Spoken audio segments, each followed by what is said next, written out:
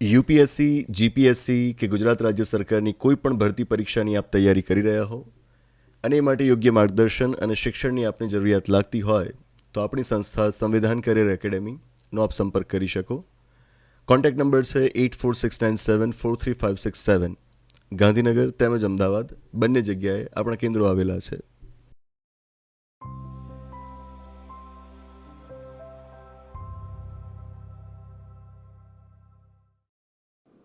નમસ્તે, સ્વાગત છે આપનું આપણા કાર્યક્રમમાં કે જેનું નામ છે ગોષ્ઠ વિથ વિકલ્પ કોટવાલ.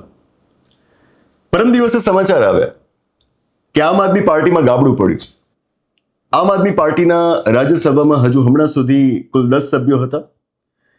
10માંથી 7 જણાએ આપ સાથેનો છેડો ફાડી નાખ્યો. આ 7 સભ્યોમાંથી જે સૌથી જાણીતો ચહેરો છે રાઘવ ચડ્ડા, એમના નામે તમે આ સમાચારને ખાસ પ્રસરતા જોયા હશે. 7 સભ્યો આમ આદમી પાર્ટીમાંથી રાજીનામું આપી દે છે અને ભારતીય જનતા પાર્ટીમાં જોડાઈ જાય છે. જેવા સમાચાર આવ્યા એની તરત પછી આપણે આ વિષય ઉપર એક ગોષ્ઠી કરી હતી. પરમ દિવસે જ ગોષ્ઠી કરી હતી ને. આ 7 સભ્યો જ્યારે આમ આદમી પાર્ટીને છોડે છે, બીજેપીમાં જોડાય છે, તો એની સાથે જે સૌથી પહેલો અને સૌથી અગત્યનો પ્રશ્ન ઉપસ્થિત થાય છે એ છે કે આ તો એમણે પાર્ટી બદલ્યાનું કહેવાય ને, પક્ષ પલટો કર્યાનું કહેવાય. તો ભારતના બંધારણની અનુસૂચિ 10માં જે પક્ષ પલટા વિરોધી કાયદાની જોગવાઈઓ આપવામાં આવી છે, શું એ જોગવાઈઓ એમને લાગુ પડે? આ જોગવાઈઓ ખૂબ કડક છે. આ જોગવાઈઓ મુજબ જો કોઈ સંસદના સભ્ય કે પછી રાજ્ય વિધાનમંડળના સભ્યએ પક્ષ પલટો કર્યો છે એવું સાબિત થાય ને, તો એનું સભ્યપદ છીનવાઈ જાય, એ સભ્યપદ માટે ગેરલાયક ઠરે. કડક જોગવાઈ કહેવાય ને. તો એટલા માટે આ 7 સભ્યોના સંદર્ભમાં સવાલ ઉપસ્થિત થાય છે કે શું એમના ઉપર આ કાયદો લાગુ પડશે ખરો? કે જે અંગેની જ ચર્ચા આ પહેલાની ગોષ્ઠીમાં પરમ દિવસે આપણે કરી હતી. રાઘવ ચડ્ડા અને એમના સાથી મિત્રોએ પક્ષમાંથી રાજીનામું આપ્યા બાદ જે પ્રેસ કોન્ફરન્સ કરી હતી એમાં જ જો કે એમણે આનો જવાબ આપી દીધો હતો.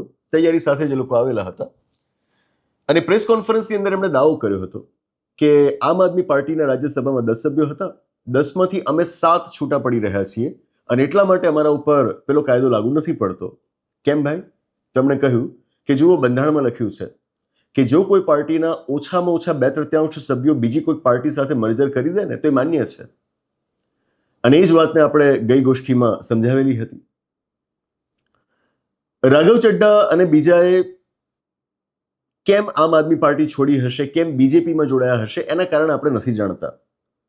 એ ખરેખર એમનો વૈચારિક બદલાવ હશે કે પછી કોઈક વિવશતા હશે કે પછી લાલચ હશે, આપણે ખરેખર નથી જાણતા.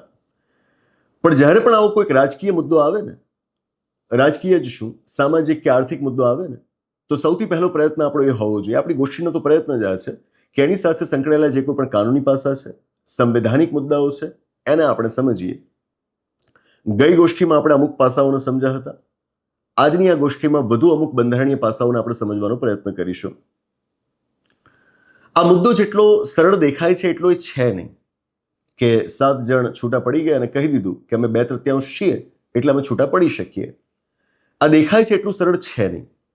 થોડાક ઊંડા ઉતરીએ ત્યારે આપણને સમજાય કે આની અંદર તો ઘણી જટિલતા રહેલી છે અને આજની આ ગોષ્ઠીમાં આપણે જટિલતાને જ ચર્ચવી છે. જ્યારે જટિલતાને આપણે જાણીએ છીએ ત્યારે આપણને સમજાય છે કે એક અર્થઘટન પ્રમાણે રાઘવ ચડ્ડા અને એમના સાથી મિત્રોએ પક્ષ પલટો કર્યો એવું ન કહેવાય અને એટલા માટે ગેરલાયક ન ઠરી શકે. પરંતુ બીજા એક અર્થઘટન પ્રમાણે તમે એમને ગેરલાયક ઠેરવી શકો છો. એ કેવી રીતે? એ જ આ ગોષ્ઠીમાં આપણે સમજવાનો પ્રયત્ન કરીશું. હું તમારી સામે બંધારણમાં જે જોગવાઈ લખાયેલી છે એ બોલીશ, અંગ્રેજીમાં બોલીશ અને પછી ગુજરાતીમાં એનો અનુવાદ કરીને આપણે એને સમજવાનો પ્રયત્ન કરીશું. ધીરજથી સમજજો, દરેકે દરેક શબ્દનું મહત્વ છે. શું લખ્યું છે? અનુસૂચિ 10માં શું લખ્યું છે? કહેવાયું છે કે મેમ્બર ઓફ અ હાઉસ, ગૃહના સભ્ય, શેલ નોટ બી ડિસ્ક્વોલિફાઈડ, એ ગેરલાયક નહીં ઠરે. ક્યારે? Where his original political party merges with another political party. સભ્ય ગેરલાયક ક્યારે નહીં ઠરે? તો જ્યારે એમની ઓરિજિનલ પોલિટિકલ પાર્ટીએ બીજી કોઈ પાર્ટી સાથે મર્જર કરી દીધું હોય. કઈ પાર્ટીએ? ઓરિજિનલ પોલિટિકલ પાર્ટીએ. સામાન્ય લોકો માટે પોલિટિકલ પાર્ટી એ ફક્ત પોલિટિકલ પાર્ટી છે, બીજું શું હોય? એમના માટે કોઈ પાર્ટીના લીડર છે, એના હોદ્દેદારો છે, એના કાર્યકર્તાઓ છે, એમના માટે પોલિટિકલ પાર્ટી છે. પરંતુ વાસ્તવમાં એના પણ અલગ અલગ રંગરૂપ હોય છે, એના પણ વિવિધ પ્રકાર હોય છે. એક પાર્ટી, આપણે એને પોલિટિકલ પાર્ટી કહીએ, પછી એ પાર્ટીના અમુક સભ્યો ચૂંટાઈને કે પછી નોમિનેટ થઈને સંસદ કે રાજ્ય વિધાનમંડળમાં જાય. એ સભ્યો જે સંસદમાં ગયા ને, એ સભ્યો સંસદમાં ભેગા થઈને બનાવે લેજિસ્લેચર પાર્ટી. પોલિટિકલ પાર્ટી છે તમારી, એમના જે સભ્યો સંસદમાં પહોંચ્યા, સંસદની અંદર એ લોકો ભેગા મળીને જે પાર્ટી બનાવે એને લેજિસ્લેચર પાર્ટી કહેવાય. જો કે દરેક વખતે લેજિસ્લેચર પાર્ટી જ હોય એવું જરૂરી નથી, એ લેજિસ્લેચર ગ્રુપ પણ હોઈ શકે. આના માટે ક્યારેક પાર્લામેન્ટરી પાર્ટી, પાર્લામેન્ટરી ગ્રુપ એવા શબ્દો પણ વપરાતા હોય છે. તો આવું ઘણું બધું હોય. અને હું આપને કહીશ કે જો આવું બધું વાંચવાનો, સમજવાનો આપને શોખ હોય, વધારે ઊંડાણમાં આપે જવું હોય, તો હું આપને ભલામણ કરીશ કે આ આપણું પુસ્તક છે. સંવિધાન પબ્લિકેશન્સના નેજા હેઠળ ભારતના બંધારણ ઉપર પ્રકાશિત આપણું પુસ્તક છે. મેં જાતે જ એને લખ્યું છે, ભારતનું બંધારણ એક રાષ્ટ્રની સંહિતા. આ પુસ્તકની અંદર આવી બધી વાતો મેં કરેલી છે. આ પાર્લામેન્ટરી પાર્ટી કોને કહેવાય, પાર્લામેન્ટરી ગ્રુપ કોને કહેવાય, એ બધું મેં આ પુસ્તકમાં સમજાવેલું છે. 5મી આવૃત્તિ છે. 193 નંબરના પાના ઉપર, 193, 194 ને કદાચ 195 પણ ખરું, આ પાના ઉપર તમને આ બધી સમજ જોવા મળશે. જ્યારે પણ આપણે પુસ્તક લખતા હોઈએ છીએ ત્યારે આપણો પ્રયત્ન હોય છે કે એવા મુદ્દાઓને આપણા પુસ્તકમાં સમાવીએ કે જે સામાન્ય રીતે અન્ય પુસ્તકોમાં ન જોવા મળતા હોય.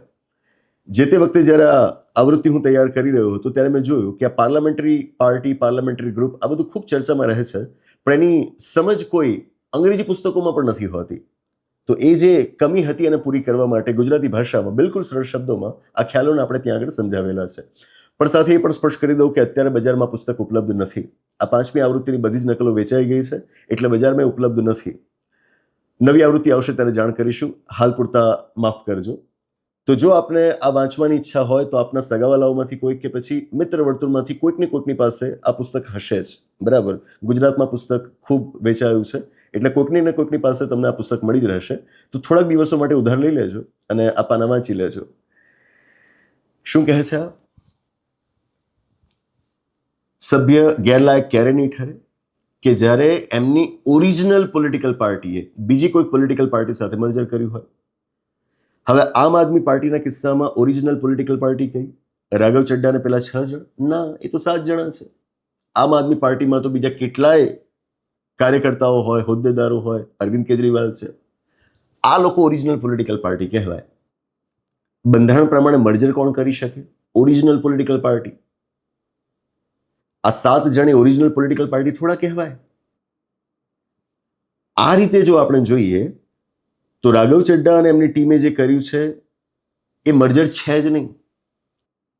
બંધારણની મર્જરની વ્યાખ્યામાં આવે જ નહીં. અને જો મર્જરની વ્યાખ્યામાં ન આવે તો એનો સીધો મતલબ એ થયો કે આપણે પક્ષપલટો કર્યાનું કહેવાય. અને આ સ્થિતિમાં તેઓ ગેરલાયક ઠરી શકે.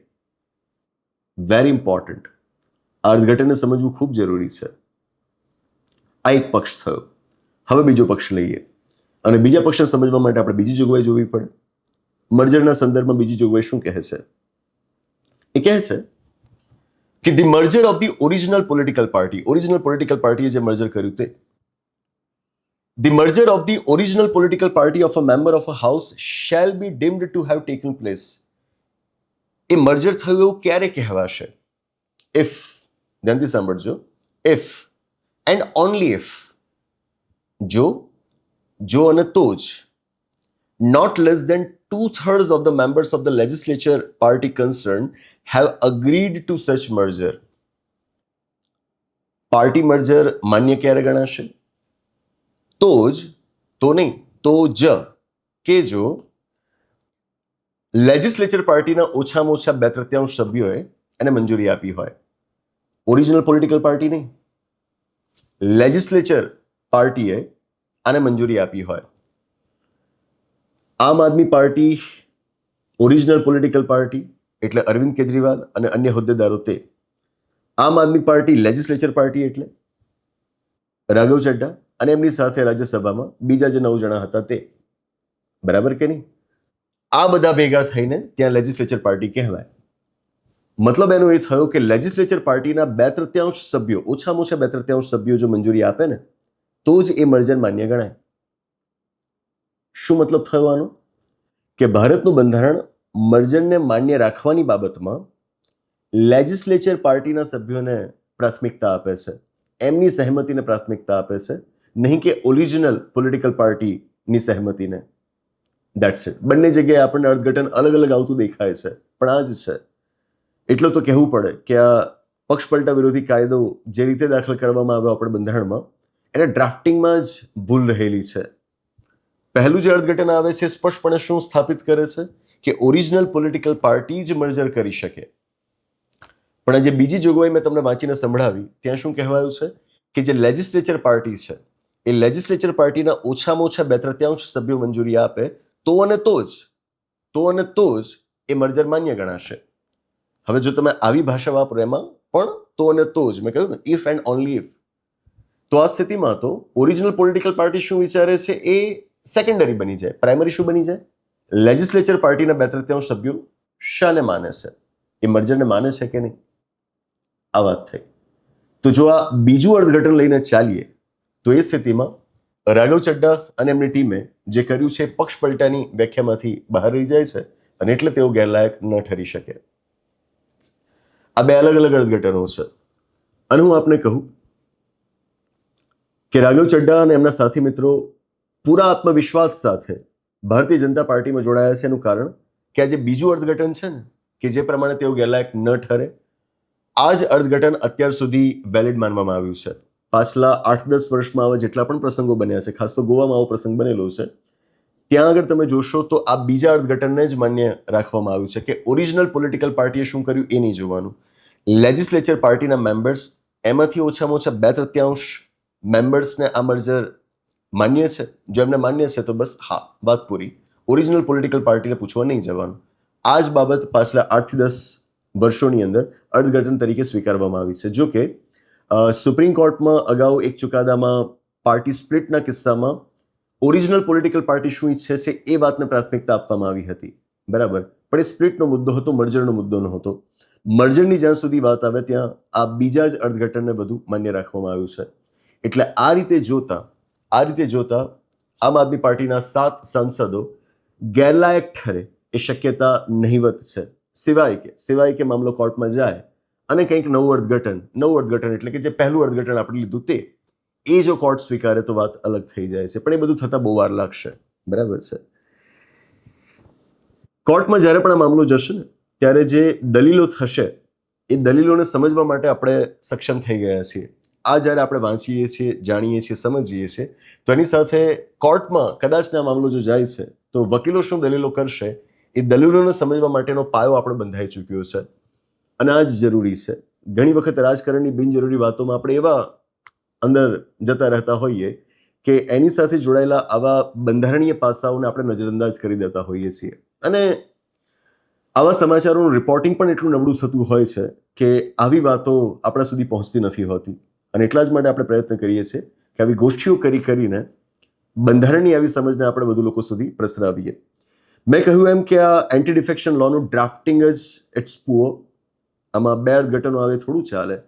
તો ઓરિજિનલ કોન્સ્ટિટ્યુશનમાં મૂળ જે આપણું બંધારણ ઘડાયું એની અંદર આવી કોઈ વાતો નહોતી. આ પાછળથી 52માં સુધારા દ્વારા જે આ કાયદો દાખલ કરવામાં આવ્યો એના ડ્રાફ્ટિંગમાં આ ભૂલ છે, બરાબર. તો અપેક્ષા તો એ પણ છે કે આવા મુદ્દાઓનું સમાધાન તો આપણે લઈ જ આવીએ, આ જે 7 સભ્યો છે એમનું.